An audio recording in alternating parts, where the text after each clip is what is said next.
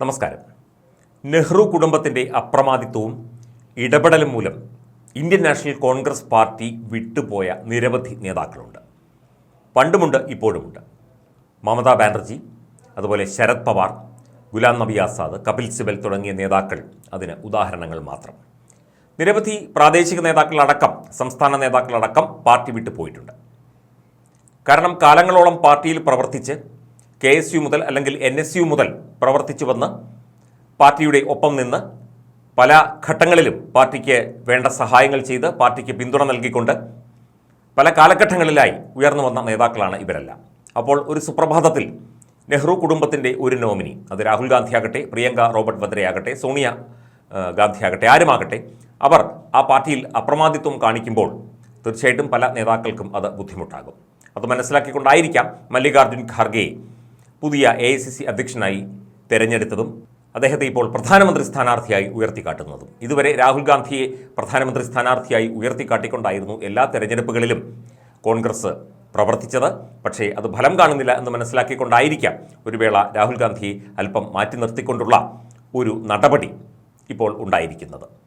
പക്ഷേ രാഹുൽ ഗാന്ധിക്കെതിരെ ശക്തമായ വിമർശനവുമായി പല കോൺഗ്രസ് നേതാക്കളും ഇതിനു മുൻപും വന്നിട്ടുണ്ട്, ഇപ്പോഴും വന്നിരിക്കുന്നു. രാഹുൽ ഗാന്ധി വെറും ഒരു പാർലമെന്റ് അംഗം മാത്രമാണെന്നും വല്ലാതെ ഉയർത്തിക്കാട്ടേണ്ട കാര്യമില്ലെന്നുമാണ് മധ്യപ്രദേശിലെ പ്രമുഖനായ ഒരു കോൺഗ്രസ് നേതാവ് പറഞ്ഞിരിക്കുന്നത്. മധ്യപ്രദേശ് മുൻ മുഖ്യമന്ത്രിയും മുതിർന്ന നേതാവുമായ ദിഗ്വിജയ് സിംഗിന്റെ സഹോദരനും മുൻ MP-യുമായ ലക്ഷ്മൺ സിംഗാണ് ഇങ്ങനെ അഭിപ്രായപ്പെട്ടത്. മധ്യപ്രദേശിലെ ഗുണയിൽ മാധ്യമപ്രവർത്തകരോട് സംസാരിക്കവെയാണ് അദ്ദേഹം ഇക്കാര്യങ്ങൾ പറഞ്ഞത്.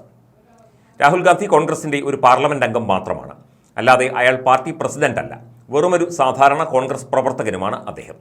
മാധ്യമങ്ങൾ വല്ലാതെ രാഹുൽ ഗാന്ധിയെ ഉയർത്തേണ്ടതില്ല എന്നുമായിരുന്നു ലക്ഷ്മൺ സിംഗിന്റെ അഭിപ്രായം. രാഹുൽ ഗാന്ധി ലോക്സഭയിൽ സംസാരിക്കുമ്പോൾ പലപ്പോഴും അദ്ദേഹത്തിന്റെ മുഖം കാണിക്കുന്നില്ലെന്ന് മാധ്യമങ്ങൾ ചൂണ്ടിക്കാട്ടിയപ്പോഴാണ് ലക്ഷ്മൺ സിംഗ് ഈ രീതിയിൽ പ്രതികരിച്ചത്. രാഹുൽ ഗാന്ധി കോൺഗ്രസിന്റെ മറ്റ് MP-മാർക്ക് തുല്യനാണ്. ജന്മം കൊണ്ടല്ല, പ്രവൃത്തി കൊണ്ടാണ് ഒരാൾ വലിയവനാകുന്നത്. അതാണ് അദ്ദേഹം പറഞ്ഞ ഏറ്റവും പ്രധാനപ്പെട്ട ഒരു കാര്യം. ഒരു കുടുംബത്തിൽ, നെഹ്റു കുടുംബത്തിൽ ജനിച്ചു വീണു എന്നതുകൊണ്ട് തീർച്ചയായിട്ടും കോൺഗ്രസിന്റെ അധ്യക്ഷ സ്ഥാനത്തും കോൺഗ്രസിന്റെ പ്രധാനപ്പെട്ട സ്ഥാനങ്ങളിലും പ്രധാനപ്പെട്ട അഭിപ്രായങ്ങൾ പറയുന്ന, കോൺഗ്രസ് പാർട്ടിയെ നിയന്ത്രിക്കുന്ന ഒരു സ്ഥിതിയിലേക്ക് ഒരാൾ എത്തേണ്ട കാര്യമില്ല. പ്രവർത്തിച്ച് വലിയവനാവുകയാണ് വേണ്ടത്. പ്രവർത്തിച്ചാണ് പാർട്ടിയിൽ, രാഷ്ട്രീയ പാർട്ടികളിലൊക്കെ തന്നെ സ്ഥാനം നേടേണ്ടത്. അതുകൊണ്ട് തന്നെ രാഹുലിനെ വലിയ നേതാവായി കരുതേണ്ടതില്ല എന്നാണ് ലക്ഷ്മൺ സിംഗിന്റെ അഭിപ്രായം. അദ്ദേഹം വലിയൊരു നേതാവാണ് എന്ന് താൻ കരുതുന്നില്ല എന്നും അദ്ദേഹം പറഞ്ഞു. 5 വട്ടം MP ആയ ലക്ഷ്മൺ സിംഗ് 3 തവണ MLA ആയിട്ടുണ്ട്. ഇത്തവണ മധ്യപ്രദേശ് നിയമസഭയിലേക്ക് അദ്ദേഹം മത്സരിച്ചു, പക്ഷേ പരാജയപ്പെടുകയും ചെയ്തു. അപ്പോൾ രാഹുൽ ഗാന്ധി എന്നത് കോൺഗ്രസിൻ്റെ ഒരു ബ്രാൻഡാണ് എന്ന് കരുതുന്നവരും കോൺഗ്രസിനുള്ളിലുണ്ട്. കോൺഗ്രസിൻ്റെ എല്ലാ വിജയങ്ങൾക്കും കാരണം രാഹുൽ ഗാന്ധിയാണ് എന്ന് കരുതുന്നവരുണ്ട്. കോൺഗ്രസിൻ്റെ പരാജയങ്ങൾക്കും കാരണം രാഹുൽ ഗാന്ധിയാണ് എന്ന് കരുതുന്ന പ്രമുഖരായ കോൺഗ്രസ് നേതാക്കളുണ്ട് എന്നൊക്കെയാണ് ഇതിൽ നിന്ന് മനസ്സിലാകുന്നത്. തീർച്ചയായിട്ടും രാഹുൽ ഗാന്ധി ഒരു കുടുംബത്തിൻ്റെ പശ്ചാത്തലത്തിൽ ഉയർന്നു വന്ന ഒരു നേതാവ് തന്നെയാണ്. അദ്ദേഹം KSU-വിലോ അല്ലെങ്കിൽ NSU-വിലോ യൂത്ത് കോൺഗ്രസിലോ ഒന്നും പ്രവർത്തിച്ചതായി നമുക്കാർക്കും അറിവില്ല. അദ്ദേഹം ആ കുടുംബത്തിൽ ജനിച്ചു, രാജീവ് ഗാന്ധിയുടെ മകനായി ജനിച്ചു എന്നതുകൊണ്ട് മാത്രം, അല്ലെങ്കിൽ ഇന്ദിരാഗാന്ധിയുടെ ചെറുമകനായി ജനിച്ചു എന്നതുകൊണ്ട് മാത്രം എല്ലാവരും ഉയർത്തിക്കാട്ടുന്നതാണ്. അദ്ദേഹത്തിൻ്റെ കുടുംബത്തിൻ്റെ പാദസേവകരായി നിരവധി കോൺഗ്രസ് നേതാക്കളുണ്ട് എന്ന് പറയപ്പെടുന്നു. മല്ലികാർജ്ജുൻ ഖാർഗെയെ നിയന്ത്രിക്കുന്നത് സോണിയാഗാന്ധിയും രാഹുൽ ഗാന്ധിയുമാണ് എന്ന ആരോപണവും പരാതിയുമൊക്കെ കോൺഗ്രസിന് ഉള്ളിൽ തന്നെയുണ്ട്.